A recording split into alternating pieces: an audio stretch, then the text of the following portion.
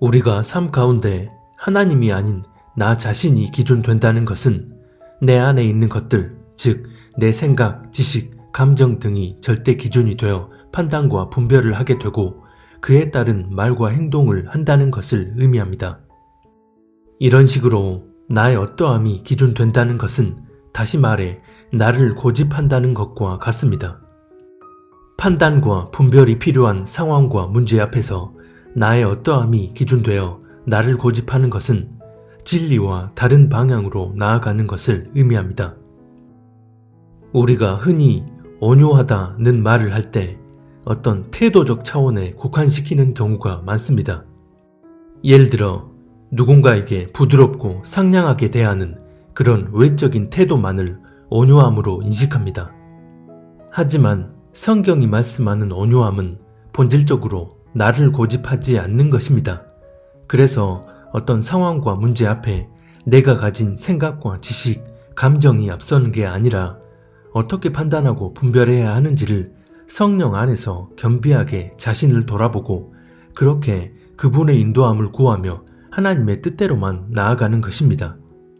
즉, 내가 아닌 하나님만이 절대적인 기준점이 될 때 성경이 말씀하는 진짜 온유함을 가진 사람이 될 수 있습니다.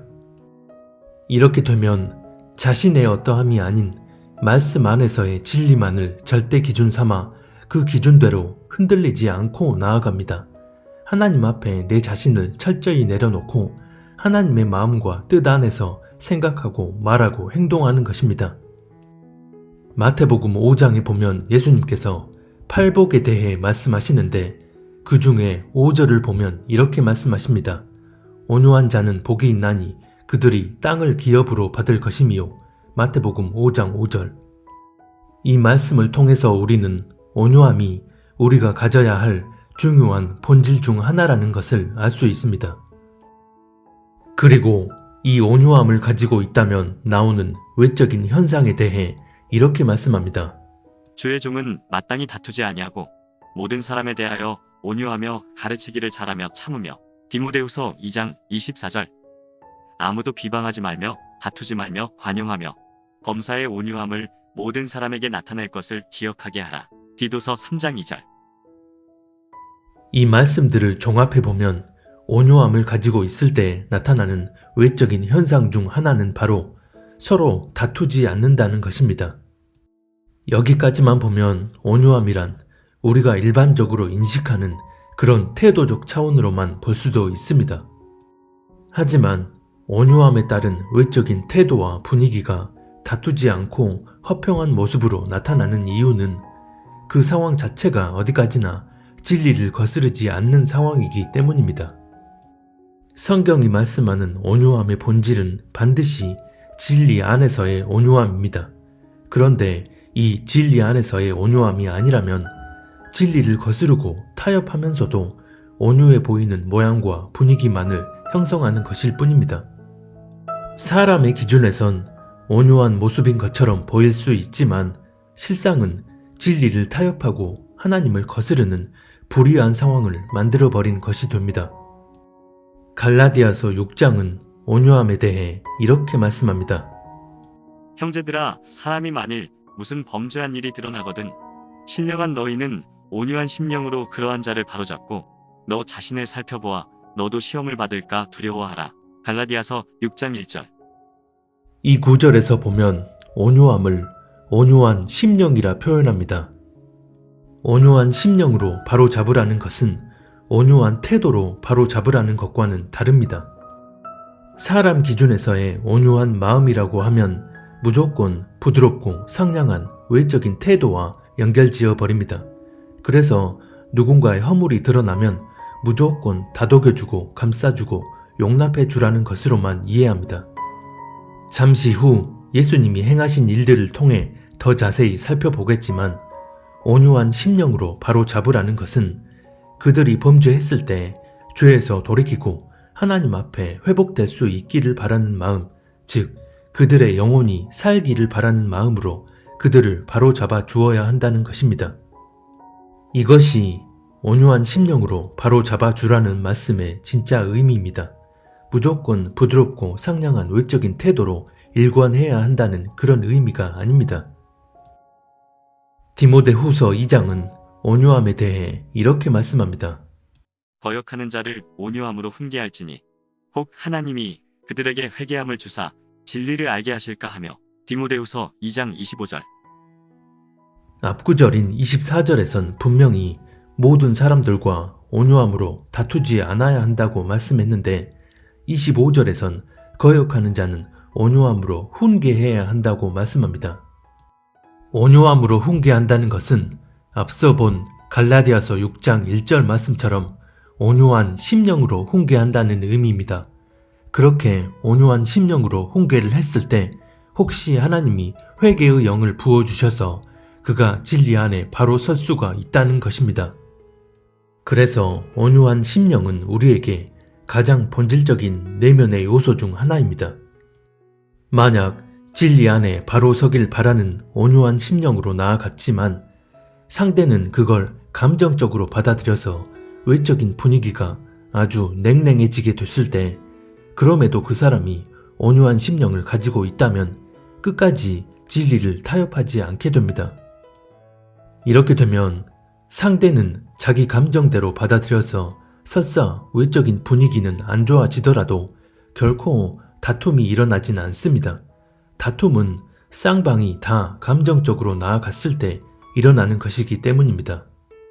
그런데 만약 보여지는 그 상황 자체를 하나님이 아닌 사람의 기준으로 판단하게 된다면 진리를 타협하지 않고 그대로 전한 그 사람에게 책임을 돌리게 됩니다. 괜히 그런 말을 해서 분위기를 흐려놓았기 때문입니다. 하지만 중심을 보시는 하나님의 기준에선 냉랭하고 분열시키는 것처럼 보이는 외적인 분위기와 전혀 상관없이 인간적인 감정이 아닌 진리 안에 바로 서길 바라는 마음으로 진리를 있는 그대로 전한 그 사람은 온유한 심령을 가진 사람이 되고 진리를 자기 감정으로 받아들인 상대는 하나님 앞에 회개하고 돌이키지 않으면 큰 책망을 듣게 될 사람이 됩니다. 이 부분을 성령 안에서 바르게 이해할 수 있어야 합니다. 사람 기준으로 이 온유함을 받아들이게 되면 처음엔 진리를 있는 그대로 전해서 상황과 분위기가 안 좋아지는 것을 본 후 그래 그 정도 죄 짓는다고 큰 문제는 없을 거야 괜찮아 라고 하며 분위기를 밝고 화평하게 만들기 위해 사람의 감정에 포커스를 맞추고 그냥 용납하고 다독여 줌으로써 훈훈한 분위기를 만들려고 합니다. 육적인 현실은 온유하고 화평한 상황인 것처럼 보인다 해도 영적인 실상은 보이는 현실 앞에 진리를 완전히 타협하여 하나님의 뜻과 다른 방향으로 나아가 버린 전혀 온유하지 않은 상황이 되는 것입니다. 그래서 이런 사람은 그 외적인 태도가 어떠했든 간에 하나님 앞에선 결코 온유한 사람이 될 수 없습니다. 진리 안에서의 온유함은 그 사람이 범죄했을 때 그 사람을 미워하는 감정이 아니라 진리 안에서 회복되길 바라는 온유한 심령으로 그가 스스로 지은 죄에 대해 자각하고 죄에서 돌이킬 수 있도록 도와주는 것입니다. 그런데 만약 그가 죄에 대해 전혀 자각하지 못하고 죄를 아무렇지 않게 여긴다면 아주 직설적이고 강한 책망을 해서라도 그가 죄에 대해 돌이킬 수 있도록 하는 것이 진리 안에서 진짜 온유한 마음을 가진 사람이 할 수 있는 태도입니다. 마태복음 11장에 보면 예수님이 자신에 대해 이렇게 말씀합니다. 나는 마음이 온유하고 겸손하니 나의 멍에를 메고 내게 배우라. 그리하면 너희 마음이 쉼을 얻으리니. 마태복음 11장 29절. 예수님께서 자기 자신을 소개할 때 마음이 온유하고 겸손하다고 말씀하십니다. 실제로 예수님은 아버지 하나님의 뜻에 순종하여 하늘 보좌 버리고 이 땅에 오셔서 겪지 않아도 될 일들을 겪으시며 죽기까지 낮아지셨습니다. 이런 일은 마음이 겸손하고 온유하지 않으면 결코 할 수 없는 일입니다. 마음이 온유하고 겸손하다는 것은 단순히 사람에게 부드럽고 상냥한 태도로 나아간다는 그런 의미가 아니라 나의 어떠함, 즉 내 생각, 내 지식, 내 감정 다 내려놓고 순종해야 할 대상에게 죽기까지 순종하려는 그런 마음을 의미합니다. 실제로 예수님은 그런 온유와 겸손으로 오직 하나님 아버지의 뜻을 행하는 삶을 사셨는데 그 순종의 삶 속에서 우리 인간적 기준으로 보면 이해할 수 없는 행동들도 많이 하셨습니다. 요한복음 2장에 보면 성전 안에서 물건을 사고 팔며 장사하는 상황을 보시고선 노끈으로 채찍을 만들어 성전 안에 양과 소를 다 내쫓으시고 장사하는 이들의 상을 엎으셨습니다. 사람 기준에서 온유와 겸손한 마음을 가진 예수님이라면 설사 그 상황이 잘못된 상황이라 해도 안타까운 마음으로 성전에서 그러지 말라고 하시며 눈물로 호소하셔야 맞다고 생각할 것입니다. 하지만 예수님은 진리를 대적하는 그 상황에 대해 의분을 참지 않으시고 강하게 책망하셨습니다. 이뿐만이 아닙니다. 경건한 모양은 가지고 있으나 그 속은 더러움으로 가득 찬 서기관 바리새인들을 향해선 직설적인 단어와 강한 어조로 책망하셨습니다.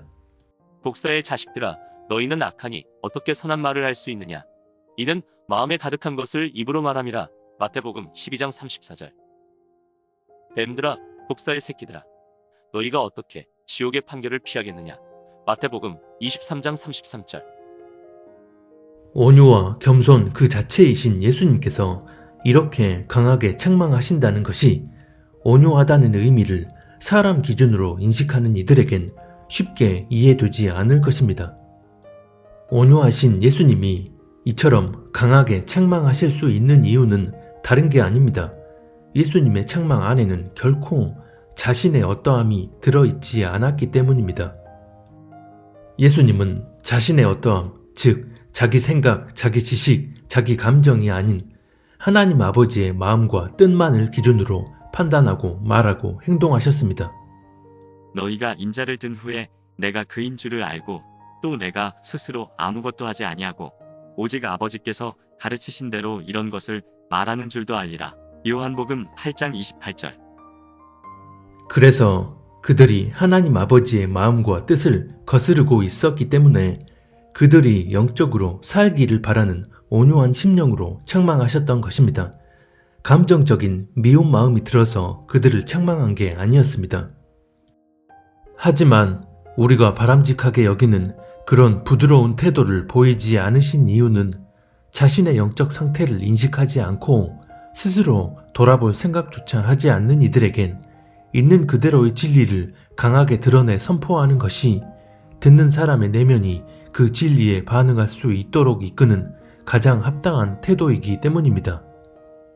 여기서 진리에 반응한다는 말은 진리를 완전히 받아들일지 아니면 진리를 완강히 거부할지에 대한 중심이 확연히 드러나게 된다는 것을 의미합니다. 그렇지 않고 어떻게든 사람 상처 주지 않고 기분 상하지 않도록 진리를 교묘하게 타협하고 변질시켜서 전하게 된다면 듣는 사람은 온전한 진리를 듣고 받아들일 수 있는 기회 자체가 없다는 것을 의미합니다. 반면 요한복음 8장에 보면 예수님은 가늠하다 붙잡힌 여자가 사람들에게 둘러싸여 정죄를 당할 때 오히려 그 사람들을 꾸짖으시며 다 내보내십니다. 그리고선 그 여자에게 너를 정죄하는 자가 아무도 없고 나도 너를 정죄하지 않을 테니 이제 다시는 죄를 범하지 말라고 말씀하십니다. 서기관 바리새인들과 달리 가늠한 여자에겐 전혀 다른 태도를 보이신 이유는 이 여자의 신분이 낮아서가 아니라 자기 내면의 상태를 충분히 돌아볼 수 있는 중심이 있음을 아셨기에 강한 태도를 보이지 않으시고 부드러운 태도를 보이신 것입니다. 이처럼 때론 강하게 책망하시고 때론 부드러운 태도를 보이셨지만 이런 예수님이 한결같이 온유한 분일 수 있는 이유는 처음부터 끝까지 자신의 어떠함이 기준이 돼서 그런 자기 뜻에 의해 행동하신 게 아니라 하나님 아버지의 뜻에만 순종하여 그들이 진리 안에 돌아올 수 있기를 바라는 그 마음 하나만으로 행동하셨기 때문입니다. 성전에서 상을 둘러 엎으실 때에도 그 일을 행하는 사람들에 대한 인간적인 미운 감정이 들어서 그렇게 행동하신 게 아니라 하나님의 뜻을 거스르는 그 상황 자체를 강하게 책망하셨던 것입니다. 누가복음 23장 34절에 보면 예수님이 십자가에 돌아가시기 전 자신을 십자가에 못 박게 한 유대인들에 대해 아버지 저들을 용서하소서 자기들이 하는 일을 알지 못하나이다 라고 말씀하십니다. 인간적인 감정이 조금이라도 있었다면 자신을 죽게 만든 저 사람들을 향해 이런 말씀을 하실 수가 없습니다. 즉 예수님은 처음부터 끝까지 인간적인 감정을 비롯한 자신의 어떠함에 의해서가 아닌 오로지 하나님 아버지의 뜻을 따라 그들을 살리고자 하는 마음으로 때론 부드럽게 때론 강하게 그 온유함을 내보이셨던 것입니다. 사람의 기준에선 전혀 온유한 모습으로 보이지 않을 수 있겠지만 하나님의 뜻에만 전적으로 순종하신 예수님의 이런 태도는 하나님 앞에서 온유함과 겸손함을 끝까지 지켜내신 것입니다. 성경은 이처럼 온유함에 대해 외적인 모습을 본질로 말씀하는 게 아니라 온유함의 본질은 바로 온유한 심령이라고 말씀하고 그 온유한 심령은 반드시 진리에 기반한 온유함이라고 말씀합니다. 이런 진리 안에서의 온유함에 대해 야고보서 1장은 이렇게 말씀합니다. 그러므로 모든 더러운 것과 넘치는 악을 내버리고 너희 영혼을 능히 구원할 바 마음에 심어진 말씀을 온유함으로 받으라. 야고보서 1장 21절. 우리 영혼을 구원할 수 있는 말씀이 우리 안에 접붙여져 있지만 그 말씀을 온유함으로 받아들이기 위해선 모든 더러운 것과 악을 내버려야 한다는 것입니다. 만약 모든 더러운 것들과 악을 내버리지 않으면 온유함으로 우리 영혼을 구원할 수 있는 말씀을 받아들이지 못하게 됩니다.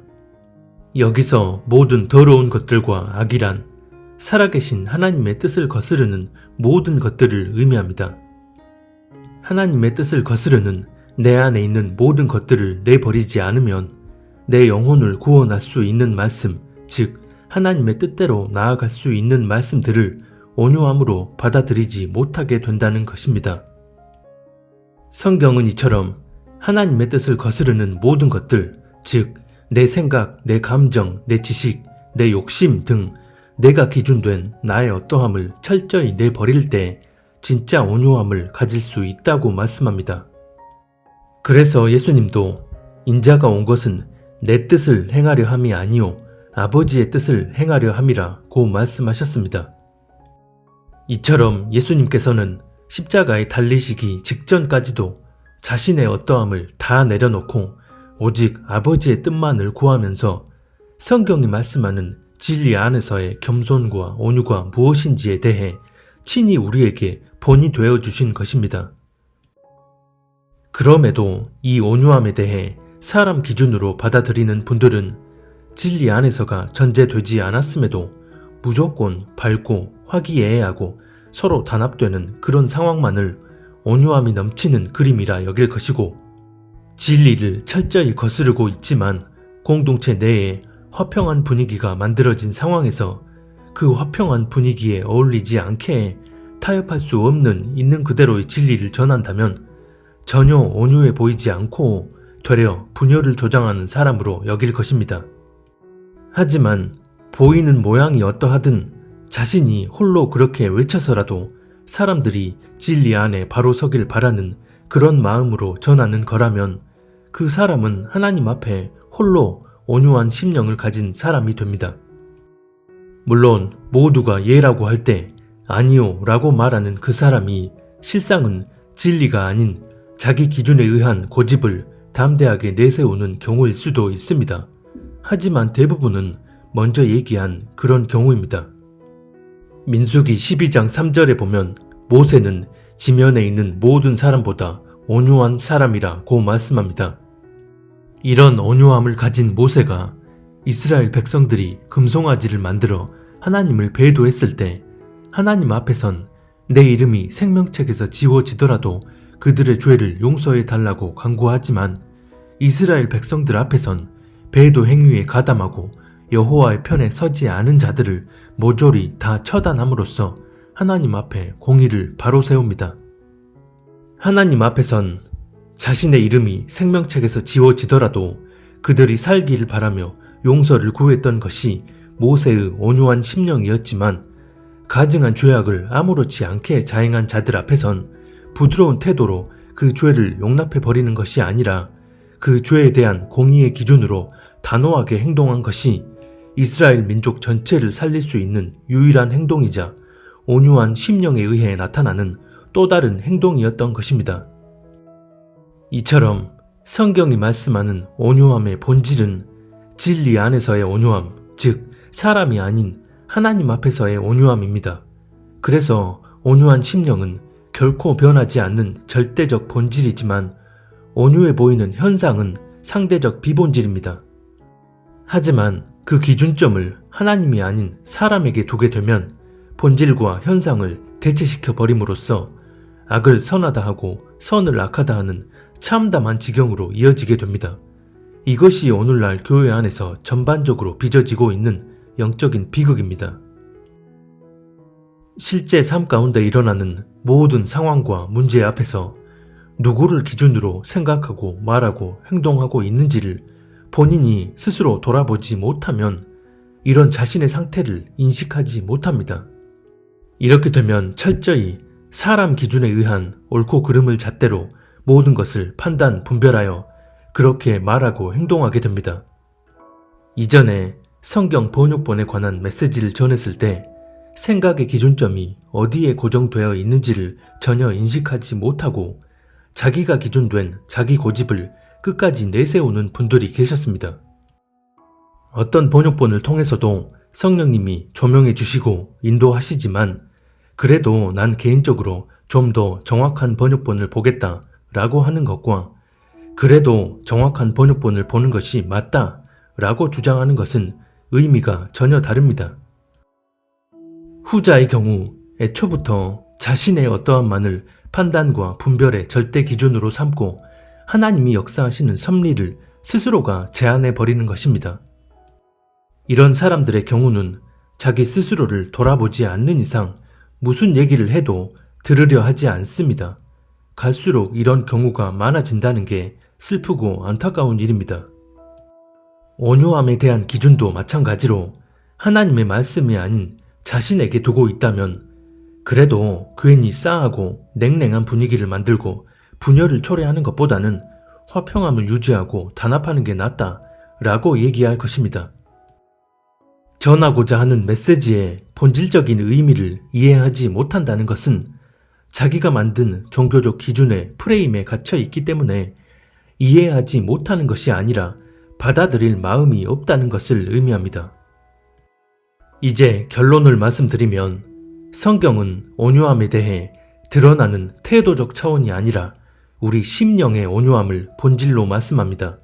그래서 진리 안에 바로 서길 바라는 그 온유한 심령으로 진리를 선포하고 전할 때 우리가 생각하는 것처럼 상냥하고 부드럽고 싹싹하고 화평한 분위기가 형성되는 게 아니라 그 반대의 현상으로 나타날 수도 있습니다. 그럼에도 온유한 심령을 유지하며 끝내 진리를 타협하지 않는 것이 하나님 앞에 진짜 온유함을 가진 사람입니다. 하지만 안타깝게도 오늘날 대다수의 교회와 그리스도인들은 자신들이 옳다 생각하는 인본적 기준을 세팅해 놓고 하나님의 사랑과 공의의 속성을 자신들의 기준과 관점에 맞게 임의로 바꿔서 자신들이 믿고 싶은 하나님을 만들어 섬깁니다. 그래서 개인적 차원에서는 자기 생각과 지식, 욕구에 의해 또 자기가 따르는 사람에 의해 하나님을 거스르는 미혹으로 나아가 버리고 교회적 차원에서는 사랑, 평화, 정의, 선교, 연합 등의 거룩해 보이는 명분을 내세워 실상은 하나님을 배도하는 일을 대대적으로 자행하고 있는 게 지금의 안타까운 현실입니다.